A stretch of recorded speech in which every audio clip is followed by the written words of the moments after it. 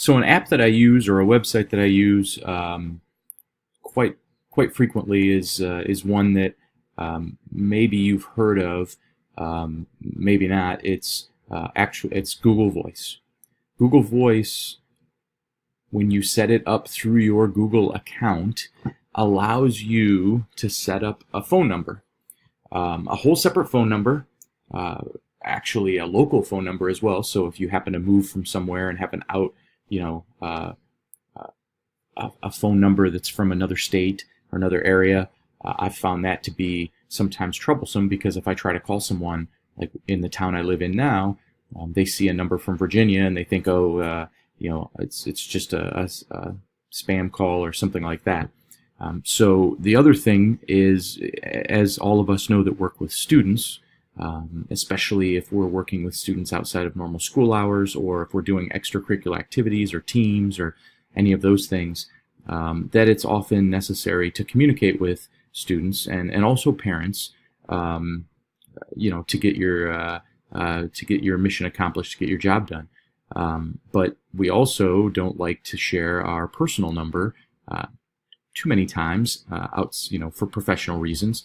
And so someone had explained to me that you can set up this Google Voice, and it allows you to set up a phone number in the local area that you're at. It's a computer-based phone system, but it works pretty much just like any other phone. As you can see here on the screen, it's basically set up in such a way that I can see all my calls. Now, I use this as an app on my phone, but I was able to log in here just to kind of show you what the interface looks like. I don't really use it much from the computer. However, if I were to receive a phone call right now, it would ring right here on my screen, which could be handy if you didn't have your phone handy. But this allows me to do a number of things. It allows me to not share my personal phone number for work-related things. In my signature on my work email, I list my Google Voice number as my cell number. I'm able to customize my voicemail. You can actually set up voicemails for specific numbers. So if you have a particular parent that calls you all the time, you can set it up so that it goes to voicemail with a specific reply from you. Also, and the thing that I like even more so than the calling, is that you can text message.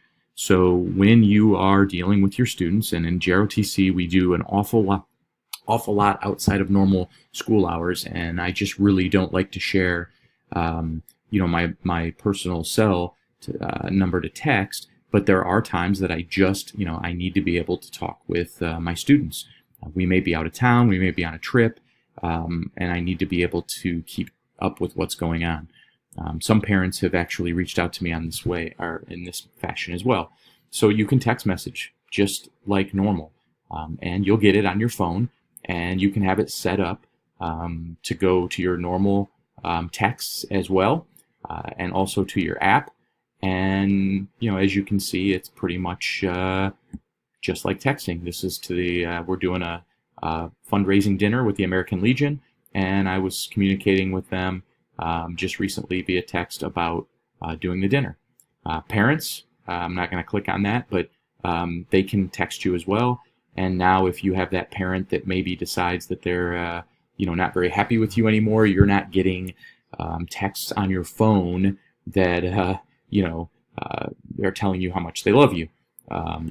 Voicemails, same thing. Works pretty much the same. It does give you visual voicemail, which I like. And people can leave you texts, voicemails, just like they would any other time. So I think this is a great filter. It puts a sensible filter between the teacher and their students and parents, but it continues to allow communication freely. So now clearly, if you're using something like this, I suppose it could be called upon if something happened in some sort of investigation. But if you're using it just for work, then there's really nothing to be concerned about. So another good tool for helping communicate with parents